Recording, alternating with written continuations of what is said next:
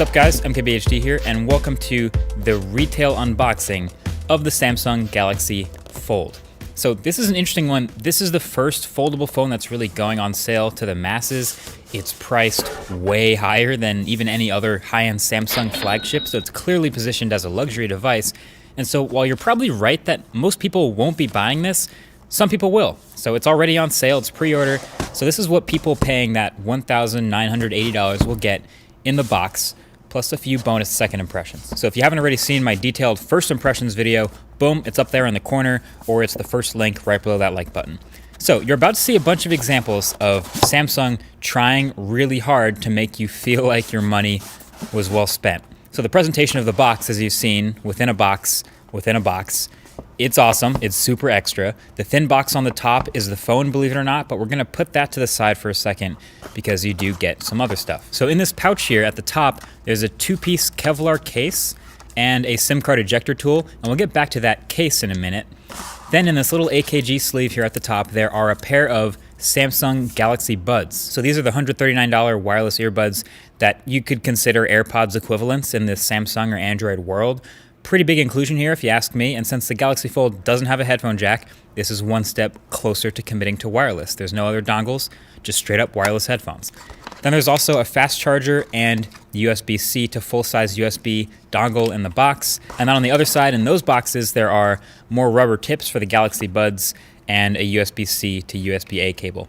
And then that's it for accessories, which brings us back to this thin white box from the top. Just like the other box, it says Galaxy, but folded, so Galaxy Fold. And inside is the phone, folded flat. So that's why it's so thin. I don't know exactly why they ship it like this, if it's to avoid having a big crease from the factory, or it's just more dramatic, or both, or neither, I don't know. But it ships flat. This is the black one. And then I'll shut up for a second so we can get the plastic off it.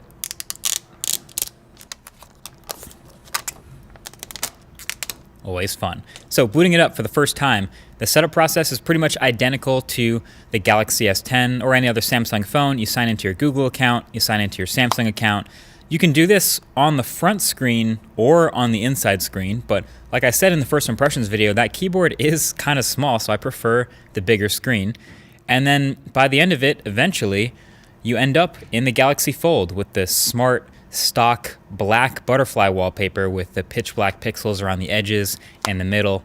That is the unboxing experience. Now about that case it came with. So any case for the Galaxy Fold that anyone makes will either have to be foldable or come in two pieces. This seems like the smart way to do it. It's a two-piece Kevlar sort of flexible material, but it avoids that huge hinge and it has no moving parts.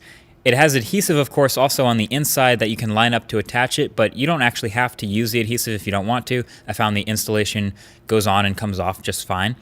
And yeah, it gets a little more protected and a little uglier with the case on it, kind of like with any other case. Okay, last thing I felt the need to demonstrate in this quick unboxing and second impressions is just how solid these magnets are. I didn't have a mic at the first impressions, but now I do have one, so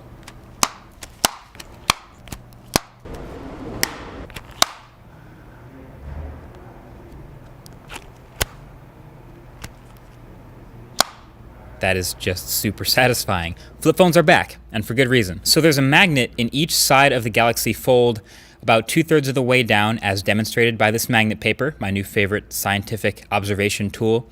And they're pretty strong. So they're so strong that they have a bit of a field effectively outside of the phone itself, strong enough to pick up metal objects and things like a bunch of washers,